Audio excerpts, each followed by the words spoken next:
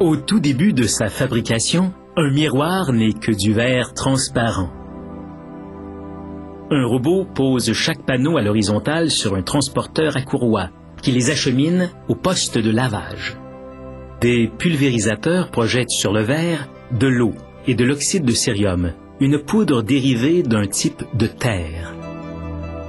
Une série de brosses rotatives épurent et polissent les deux faces, éliminant ainsi les huiles et autres impuretés. Ensuite, d'autres pulvérisateurs sont utilisés pour rincer le verre avec de l'eau déminéralisée brûlante, car les minéraux contenus dans l'eau du robinet pourraient endommager les métaux appliqués par la suite. Le premier de ces métaux est de l'étain liquide qui sera appliqué sur le derrière du miroir.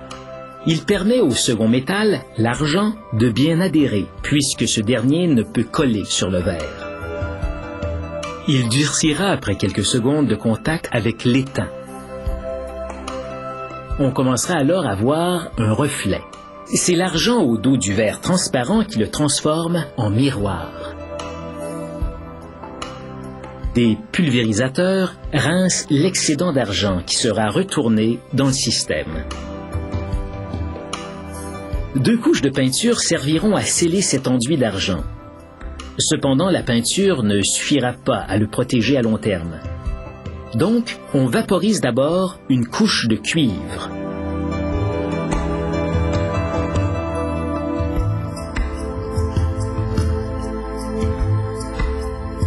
Des pulvérisateurs rincent l'excédent.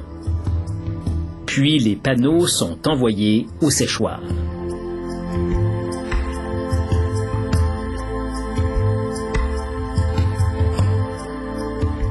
Les panneaux sont maintenant passés le côté cuivré vers le haut dans une coucheuse à rideaux qui applique un rideau de peinture sur la largeur de la courroie du transporteur.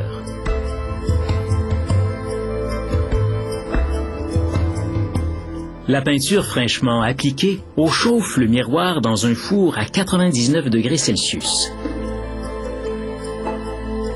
Maintenant, la deuxième couche de peinture. On utilise une couleur différente seulement pour différencier les couches. Cette fois, le temps de séchage est 2 fois plus long. Ensuite, on nettoie le miroir à l'acide afin d'éliminer tout résidu métallique, puis on le place à la verticale pour l'inspecter. Si on repère un défaut, comme une bulle dans le verre, on enlève cette partie du miroir.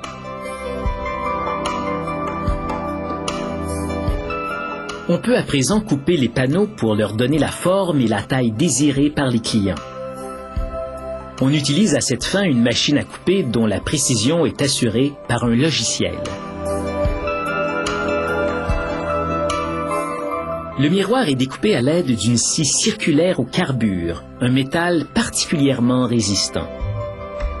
Pour des miroirs ronds, on découpe d'abord les panneaux en carrés. Ensuite, on taille un cercle dans chaque carré.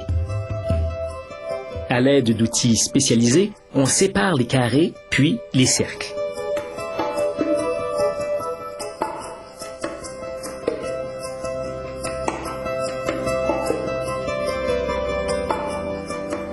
Si on veut fabriquer des miroirs biseautés, on utilise une machine à biseauter des formes. On taille le contour en biseau, puis on le polit à l'aide d'un oxyde de cérium concentré.